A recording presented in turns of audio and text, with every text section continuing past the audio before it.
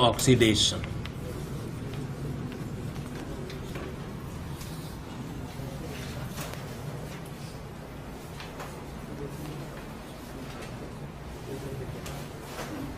Oxidation आपको तो पता है कि डेफिनेशन क्या है इसकी, बताया था क्या डेफिनेशन वगैरह, बता दिया है कि loss of electron is oxidation, addition of oxygen is oxidation, removal of hydrogen is oxidation, increase in oxidation number is oxidation. ठीक है ना, ये सब बता दिया है मैंने आपको। ठीक है, कुछ स्ट्रॉन्ग ऑक्सीडाइजिंग एजेंट के बारे में बात कर लेते हैं। स्ट्रॉन्ग ऑक्सीडाइजिंग एजेंट एक तो है पोटेशियम डाइक्रोमेट,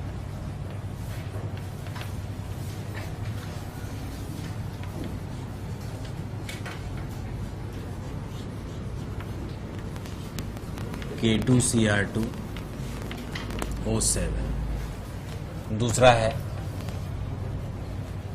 अल्कलाइन KMnO4। ठीक है ना, बहुत स्ट्रॉन्ग ऑक्सीडाइजिंग एजेंट है। इसमें साथ में H2SO4 भी लेते हैं, प्लस H2SO4 भी लेते हैं K2Cr2O7 के साथ। और तीसरा एक है क्रोमिक एसिड H2CrO4, या इसको लिखते हैं CrO3 प्लस H2। ठीक है ना, मैंने आपको एक टेबल बनवाया था क्या, नहीं ऑक्सीडेशन का? ठीक है, अच्छा मैं बता देता हूं। अगर यहां पर एक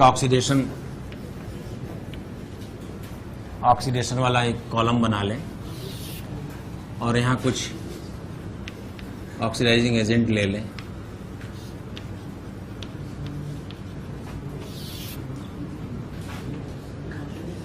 hot concentrated KMnO4 in presence of acid or base,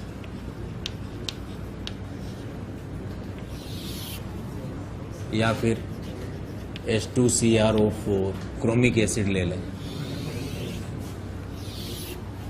या फिर एक कंपाउंड है PCC पिरिडीनियम क्लोरोक्रोमेट, या फिर हम ले लें कॉपर एट 300 डिग्री सेंटीग्रेड।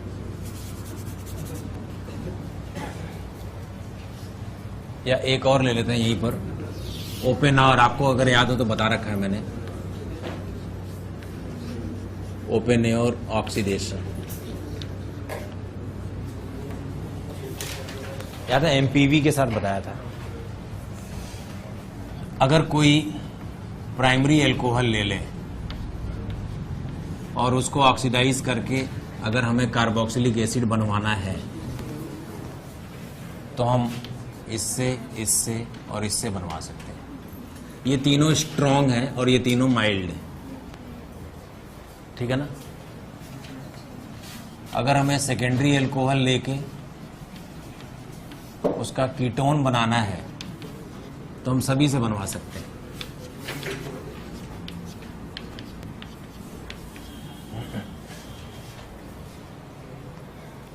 वो कमजोर है, अल्कोहल का एल्डिहाइड, मतलब प्राइमरी अल्कोहल का एल्डिहाइड और सेकेंडरी अल्कोहल का कीटोन बना सकते हैं।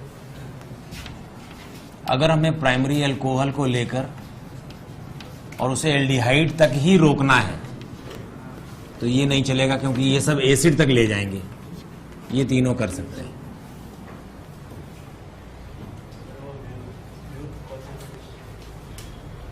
कौन सा?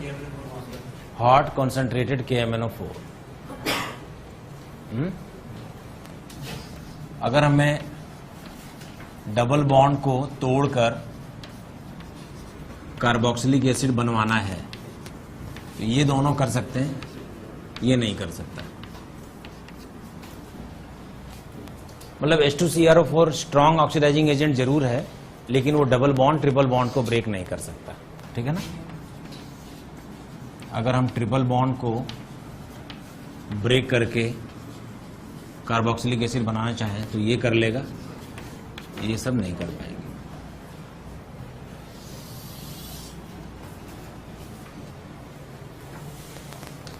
ठीक है, नोट करो जरा।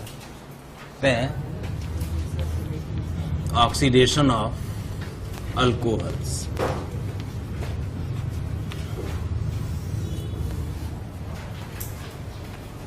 Oxidation of alcohols. ये जो डाइक्रोमेट है ना बेटा, ये जो है ना, मतलब K2Cr2O7 जो है वो पानी में लेने पर H2CrO4 ऐसे बार बार रिवर्स होता रहता है, ठीक है ना। ये जो क्रोमिक एसिड है ये कैसे रिएक्शन करता है आपको बताऊं। आपने ले लिया कोई अल्कोहल,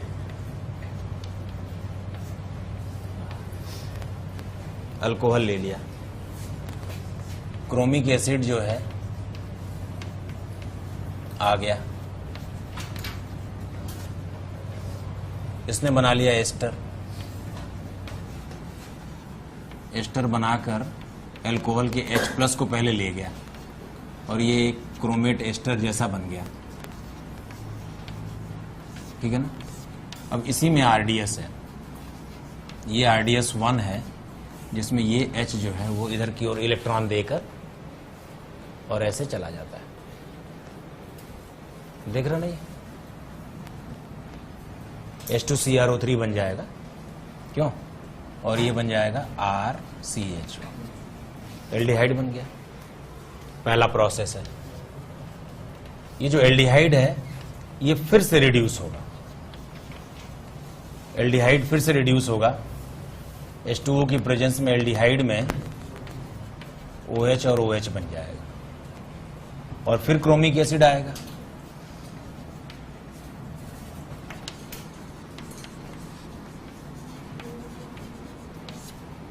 आप देख रहे हैं यहां से H2O फिर निकलेगा, H2O के निकलने के बाद क्या बन गया, ये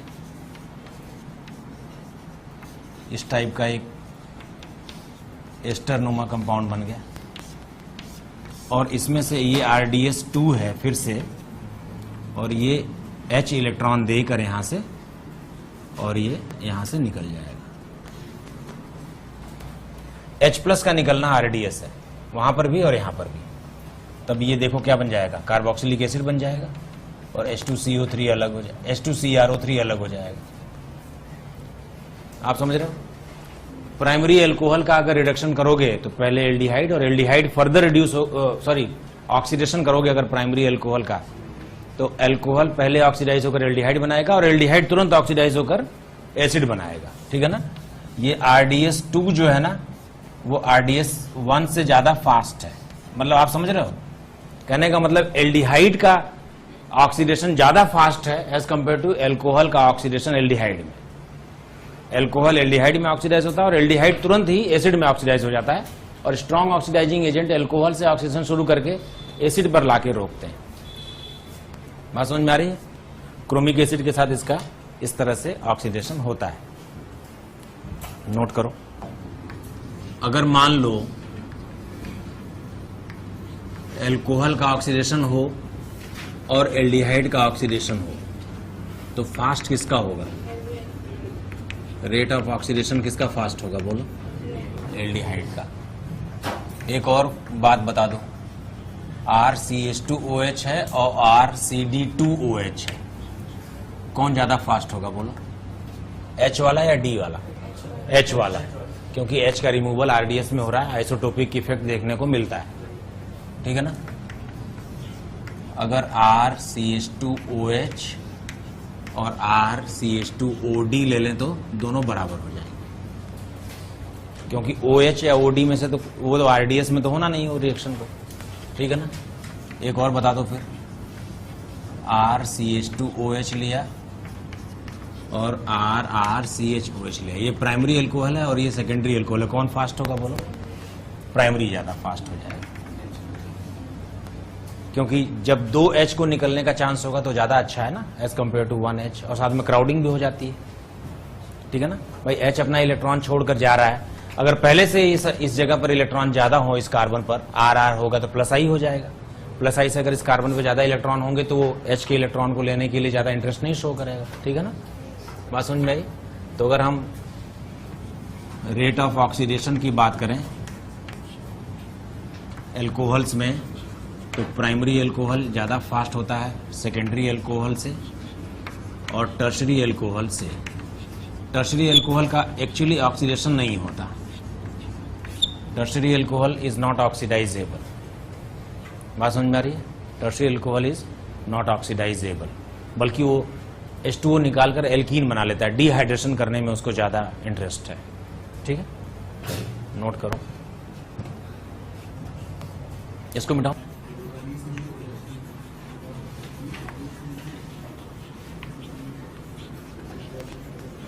एल्कलाइन कंसंट्रेटेड KMnO4 से करोगे तो प्राइमरी एल्कोहल का कार्बोक्सिलिक एसिड और सेकेंडरी एल्कोहल का कीटोन बना लेता है।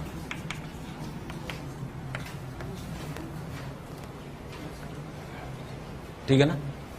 तो ये स्ट्रॉन्ग ऑक्सीडाइजिंग एजेंट्स हैं जो इस तरह से रिएक्शन करते हैं एल्कोहल के साथ। ठीक है ना? एल्कोहल का ऑक्सीडेशन का सीरीज इस तरह से है। प्राइमरी एल्कोहल अगर ऑक्सीडेशन करवाओगे तो एल्डिहाइड में कन्वर्ट हो जाएगा, और ये जो एल्डिहाइड है वो फर्दर ऑक्सीडाइज होकर कार्बोक्सिलिक एसिड में कन्वर्ट हो जाता है। And carboxylic acid is the ultimate product of oxidation series of alcohol. ठीक है ना? अगर सेकेंडरी एल्कोहल ले लोगे, ऑक्सीडेशन करने पर ये कीटोन में कन्वर्ट हो जाता है और इसका फर्दर ऑक्सीडेशन नहीं होता है नॉर्मल कंडीशन में। मैंने बताया कि कीटोन का ऑक्सीडेशन ड्रास्टिक कंडीशंस में कैसे हो पाता है। तो ज्यादातर जो स्ट्रॉन्ग ऑक्सीडाइजिंग एजेंट हैं वो प्राइमरी अल्कोहल को एसिड तक ले जाते हैं और सेकेंडरी अल्कोहल को कीटोन पर रोकना ही पड़ता है। Weak oxidizing agent, mild oxidizing agent, इसको यहां रोक लेते हैं। ठीक है ना? तो जरा कुछ माइल्ड ऑक्सीडाइजिंग एजेंट्स के बारे में पढ़ लेते हैं जो एल्कोहल को एल्डिहाइड पर ले जाके रोक लेते हैं।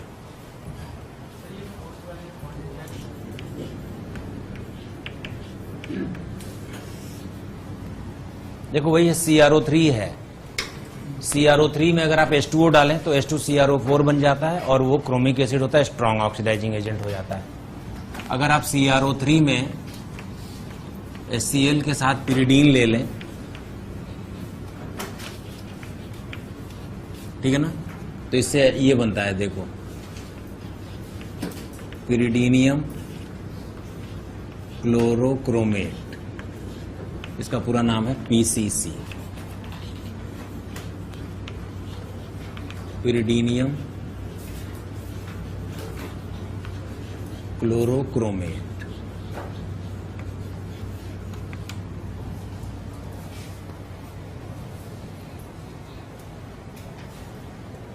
ठीक है ना?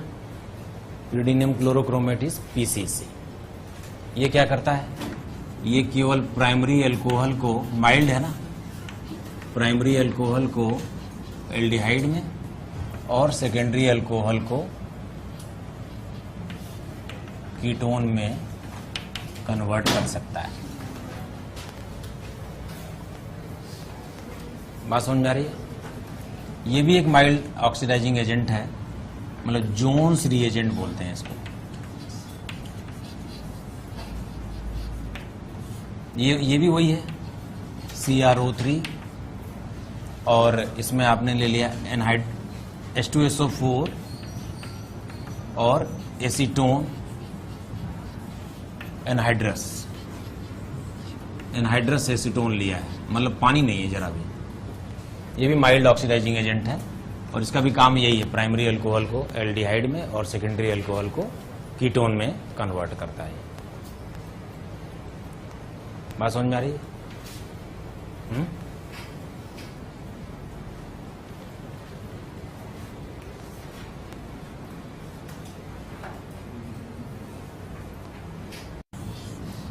एक और है जो कॉपर और 300 डिग्री सेंटीग्रेड पर अगर हम ट्रीट करें, इसको बोलते हैं डिहाइड्रोजिनेशन।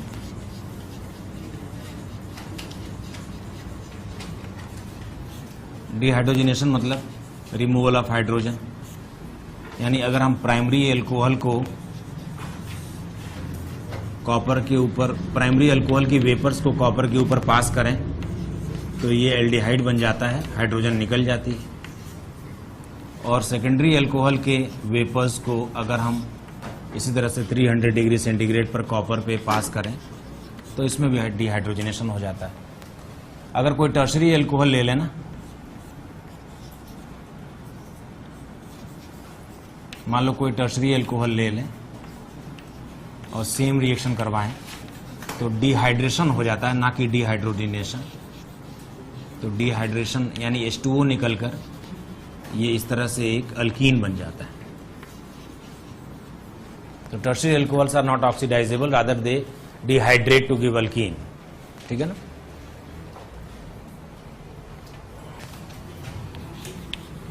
बहुत इंपॉर्टेंट, पर आयोडिक एसिड HiO4, इसके जो ऑक्सीडेशंस हैं वो क्या क्या है? ये विसिनल डाइऑल को अगर सिस में है तो उसको ये तोड़ लेता है। अगर आपने इसको HiO4 से रिएक्शन करवाई ना बेटा, तो इसके दो टुकड़े करके इधर भी ये बना देगा C डबल बॉन्ड O, और इधर भी C डबल बॉन्ड O बना लेगा। ये ध्यान रखें कि आपको यहाँ पर एक OH लगाना है, यहाँ पर एक और OH लगाना है बॉन्ड तोड़कर। तो एक ही कार्बन पे दो OH होंगे तो H2O निकल के C डबल बॉन्ड O बन जाएगा।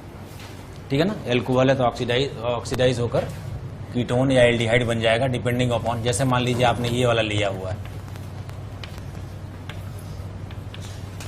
यहाँ पर ऐसे लिया हुआ है। ठीक है ना।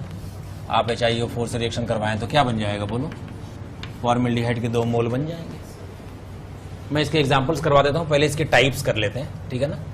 अगर अल्फा हाइड्रोक्सी कीटोन ले लें, अल्फा हाइड्रोक्सी कार्बोनाइल ले लें, मतलब एक जगह OH है और उसके एडजेसेंट पोर्शन पर C डबल बॉन्ड हो, तो HiO4 इसको भी दो टुकड़े कर देता है। ठीक है ना। तो इधर एल्कोहल है तो एल्डिहाइड या कीटोन बन जाएगा, और इधर कीटोन है तो वो एसिड बन जाएगा।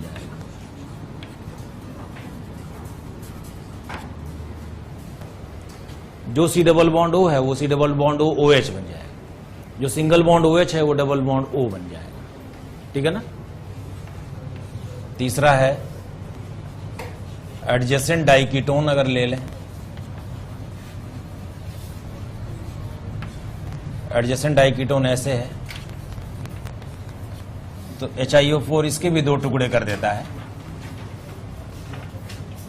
और इसके भी C double bond O OH plus C double bond O OH बनवाएगा। ठीक है ना। नोट करो।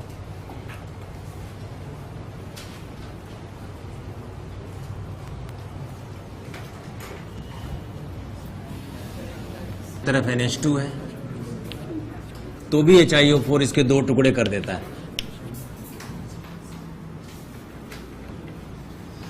तो एक तरफ से तो ये C डबल बॉन्ड O बन जाएगा, और दूसरी तरफ से ये बनेगा OH और NH2। ठीक है ना। और इसमें से लेकिन अमोनिया निकल जाएगी, तब ये फाइनली ये OH बन जाएगा, मतलब ये C डबल बॉन्ड O ही बन जाएगा फाइनली। मतलब अमोनिया निकलेगी कैसे? देखो, H2O निकाल कर ऐसे, ये NH3 निकाल के ऐसे बन जाएगी, तो C डबल बॉन्ड O बन जाएगा।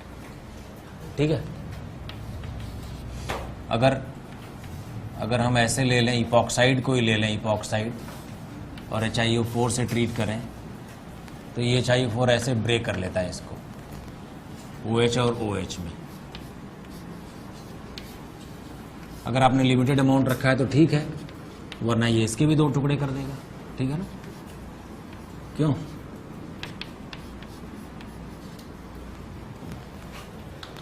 वन टू डाइऑल के, विसिनल डाइऑल के तो दो हिस्से ये कर ही देता है। समझ में आ रही बात? ये इसके केसेस है। 1,3 डाइऑल को नहीं कर पाएगा। जैसे मान लो ये ले लें,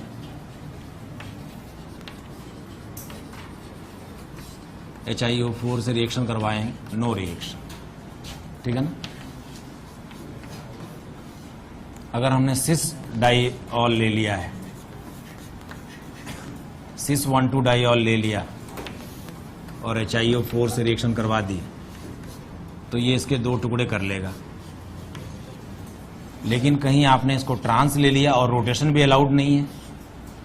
क्यों? साइक्लिक सिस्टम में तो रेस्ट्रिक्टेड रोटेशन होता है, ये आपने ले लिया है ट्रांस, HiO4 के साथ कोई रिएक्शन नहीं होगी। ठीक है ना। ओपन चेन में तो रोटेशन हो जाएगा ना। ओपन चेन में मान लो आपने की, कोई रिएक्शन नहीं होगी।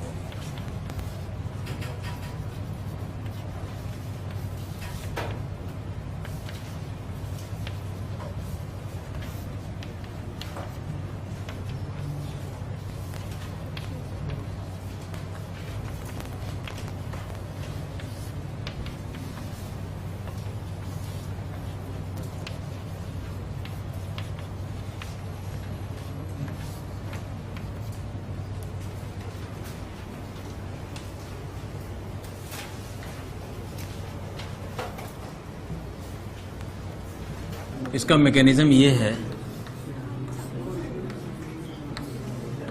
अगर ये सिस ले लें और HiO4 ले लें,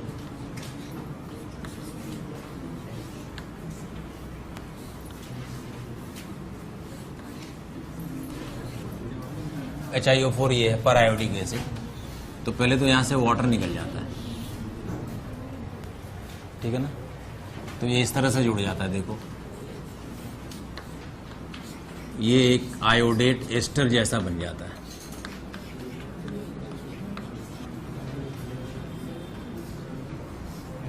ये अनस्टेबल है और ये H2O की प्रेजेंस में टूटता है यहां से, ठीक है ना। ये इधर चला जाता है ऐसे, तो बन जाता है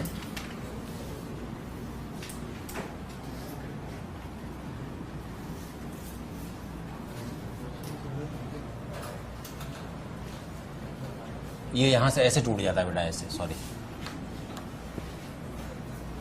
ये इधर और ये इधर ऐसे ना, इसके दो टुकड़े हो जाते हैं ना। तो यहां पर कार्बन पे C डबल बॉन्ड हो और इस कार्बन पर भी C डबल बॉन्ड हो, प्लस HiO3 बन जाता है। पर आयोडिक एसिड से आयोडिक एसिड में कन्वर्जन हो जाता है, ठीक है ना। ये इसका फंडा है।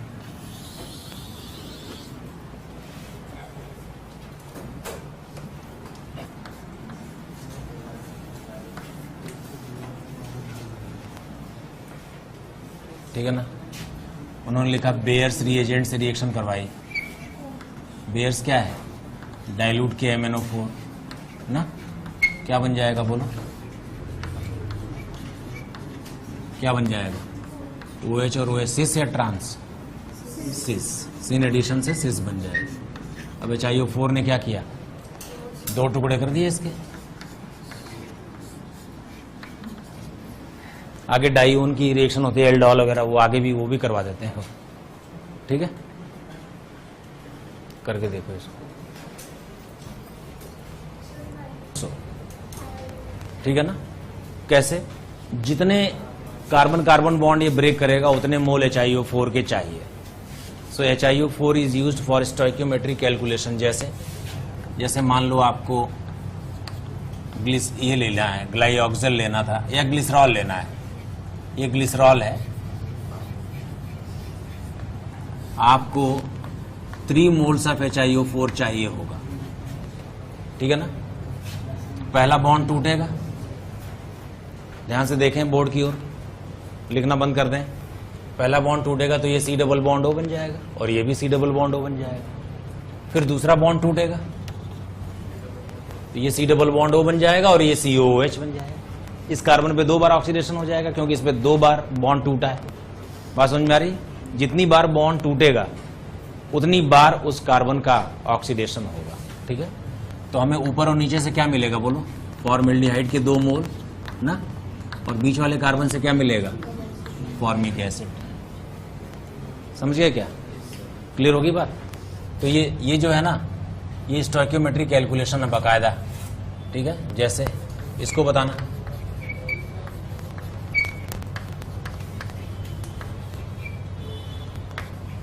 बताओ जरा, HiO4 के कितने मोल लगेंगे बोलो?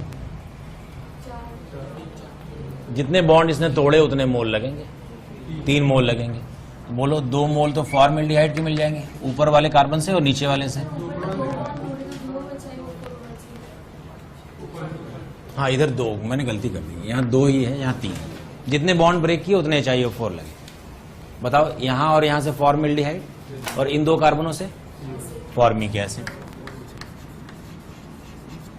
एक क्वेश्चन पूछा जाता है ग्लूकोज का,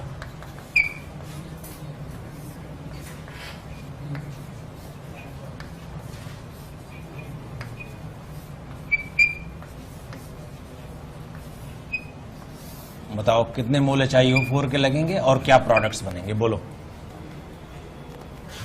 ब्रेक हो गया, क्या मिल जाएगा ऊपर से? फॉर्मिक एसिड, ठीक है ना। सबसे नीचे से फॉर्मल्डिहाइड और बाकी सबसे फॉर्मिक एसिड, क्यों? तो 5 moles of formic acid and 1 mole of formaldehyde. और X कितना? X की वैल्यू है 5, जितने बॉन्ड इसने ब्रेक किए, ठीक है ना। नोट करो।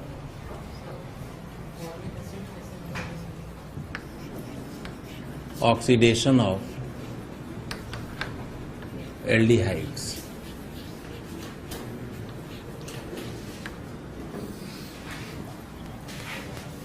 Oxidation of aldehydes. एल्डिहाइड्स का oxidation, aldehydes are very easily oxidised. तो आपको तो पता है कि एल्डिहाइड का ऑक्सीडेशन जो है वो K2Cr2O7 कर सकता है, H2SO4 की प्रेजेंस में कार्बोक्सिलिक एसिड बन जाएगा, ठीक है ना। दूसरा एल्डिहाइड का ऑक्सीडेशन KMnO4 की प्रेजेंस में हो सकता है, एसिड ले लो या बेस ले लो तो कार्बोक्सिलिक एसिड बन जाएगा, ठीक है ना। तीसरा क्रोमिक एसिड की प्रेजेंस में भी हम, H2CrO4 की प्रेजेंस में भी हम एल्डिहाइड का ऑक्सीडेशन करवा सकते हैं कार्बोक्सिलिक एसिड में।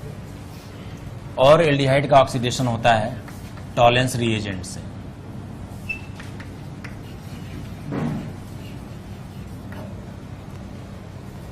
जरा याद दिलाना, एल्कोहल का ऑक्सीडेशन NBS वगैरह से भी हो जाता है। NBS जो है ना वो एल्कोहल को, आप कहें तो मैं यहाँ पर एक नोट बना दूं, जितने भी NBS है ना वो एल्कोहल को ऑक्सीडाइज कर देते हैं। मान लो कोई एल्कोहल लिया है आपने, तो इसको ऑक्सीडाइज करके करस्पॉन्डिंग कार्बोनाइल या कीटोन बना देगा। फिर ऊपर कहीं मार्जिन में लिख लो NBS oxidizes alcohol to corresponding aldehyde and ketone. NBS oxidizes alcohol to corresponding aldehyde और कीटोन। ये एक माइल्ड ऑक्सीडाइजिंग एजेंट है, ठीक है ना। NBS के बारे में बता तो चुका हूं मैं आपको, पूरा नाम बताओ। एन ब्रोमो सक्सीनिमाइड, तो वो एल्डिहाइड कीटोन। एक MnO2 भी बता चुका हूं मैं आपको, एलाइलिक एल्कोहल का करस्पॉन्डिंग एल्डिहाइड या कीटोन बनाता है, ठीक है ना। हाँ, मतलब प्राइमरी होगा तो एल्डिहाइड और कीटोन। टॉलेंस रिएजेंट क्या चीज होती है? TR, पहले भी आ चुका है इसका जिक्र POC के समय पे, याद है आपको क्या? टॉलेंस रिएजेंट होता है अमोनिकल सिल्वर नाइट्रेट, ठीक है ना। Ammoniacal silver nitrate 2NH4OH plus AgNO3 से हम बनाते हैं इस तरह का एक complex, diamine silver 1 oxide hydroxide, diamine silver 1 hydroxide. इससे मिलता है Ag2O और इससे मिलता है Ag+, यही रिएक्टिंग स्पीशी है। तो Tollens reagent ultimately gives Ag+, which is reduced to Ag, और वो Ag वहां डिपॉजिट होने लग जाता है टेस्ट ट्यूब की वॉल पर, जिससे सिल्वर मिरर बन जाता है। तो आपको याद होगा मैंने सिल्वर मिरर टेस्ट करवाया था POC के समय पर। ये एक माइल्ड ऑक्सीडाइजिंग एजेंट है, it's a mild oxidizing agent, ठीक है ना। क्लियर है? नोट करो जरा।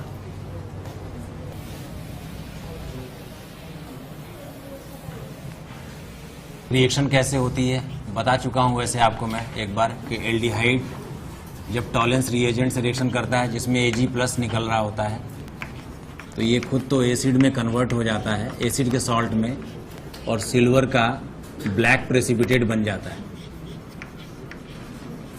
याद है आपको? अगला रिएजेंट है फेलिंग्स रिएजेंट।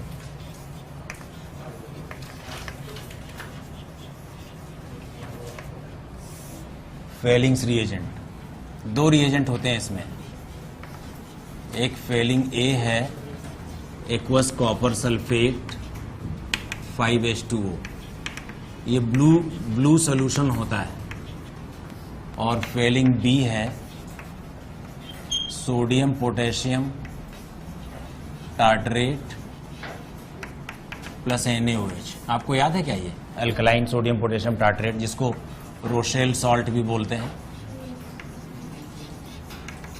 ठीक है ना? ये क्या होता है COONA, ये मीजो टार्टरिक एसिड का सोडियम पोटेशियम सॉल्ट है प्लस NaOH ले लिया, ठीक है ना? ये है रोशेल, ठीक है ना? जब हम फेलिंग A प्लस बी मिलाते हैं, फेलिंग A प्लस बी मिलाते हैं तो इससे कॉपर के साथ रोशेल का एक कॉम्प्लेक्स बनता है, जिसमें हमें कॉपर 2+ मिलता है ऐसे।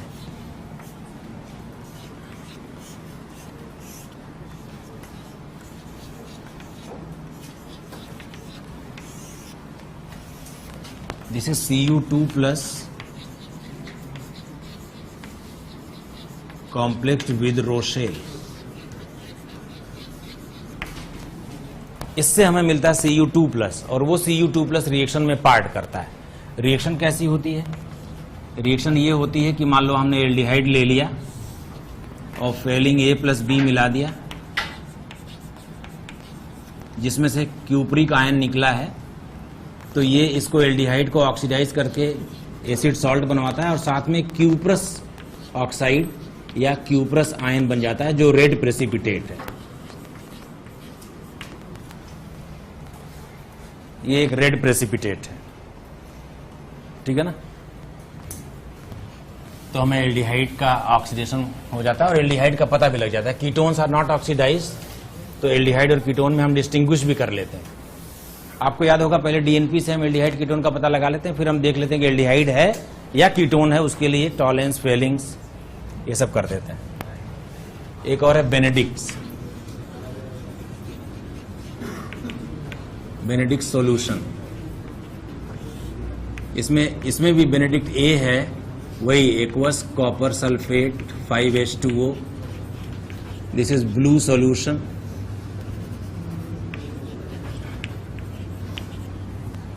And Fehling B is sodium potassium citrate, ये साइट्रिक एसिड लिया है प्लस NaOH। साइट्रिक एसिड ऐसे होता है, देखो COOH, ये जो सिट्रेट है सोडियम पोटेशियम सिट्रेट, वो ये है, ये सोडियम पोटेशियम सिट्रेट है, ठीक है ना?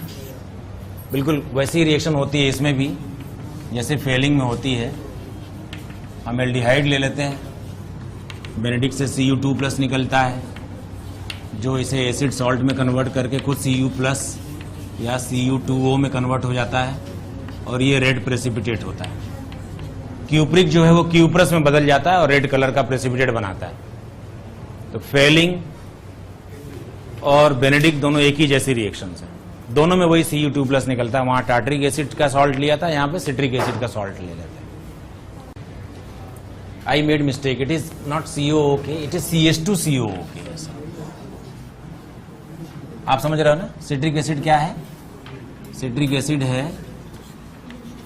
COOH, COOH, COOH, और यहां पर एक इस तरह का OH है ना? तो उसमें दो COH से सोडियम और पोटेशियम लगाते तो sodium potassium salt of citric acid या सोडियम पोटेशियम सिट्रेट बन जाएगा, ठीक है? तो please corrected, by mistake I.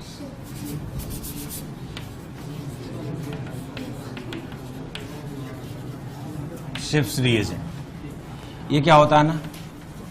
रोजानिलीन एक नेचुरल कंपाउंड है, रोजानिलीन हाइड्रोक्लोराइड अगर हम ले लें, ये पिंक कलर का होता है, और अगर हम इसमें SO2 पास कर दें तो पिंक कलर, तो ये दिस बिकम्स कलरलेस। और अगर हम इसमें कोई एल्डिहाइड डाल दें फिर से, तो पिंक कलर इज रीस्टोर्ड।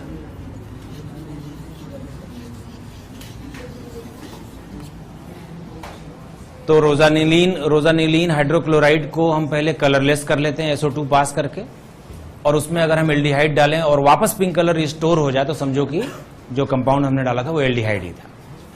ये जो कंपाउंड है ना, इसको एल्डिहाइड प्रूव करने के लिए हम इसका इस्तेमाल करते हैं, इस टेस्ट का। शिप्स रिएजेंट कहलाता है।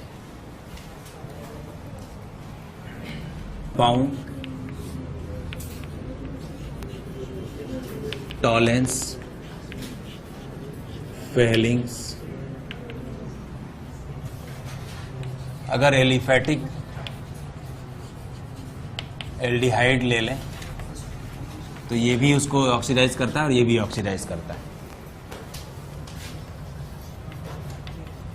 एरोमेटिक एल्डिहाइड ले लें, टॉलेंस तो कर सकता है, फेलिंग्स नहीं कर सकता।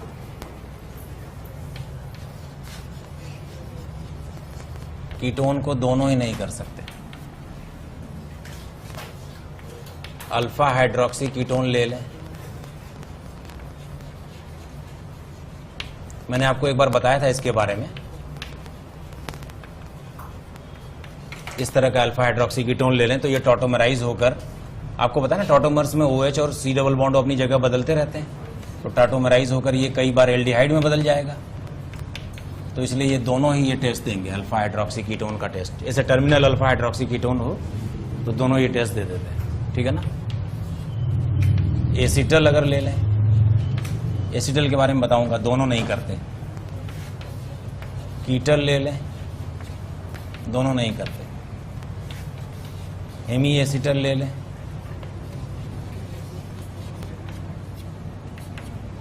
टॉलेंस कर सकता है, ठीक है ना। बात समझ में आ रही है। कार्बोक्सिलिक एसिड ले लें,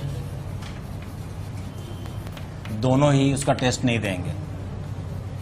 लेकिन फॉर्मिक एसिड अकेला एक ऐसा एसिड है, फॉर्मिक एसिड HCOOH, जो फर्दर ऑक्सीडाइज हो सकता है, इसलिए दोनों ही इसको ऑक्सीडाइज कर पाए।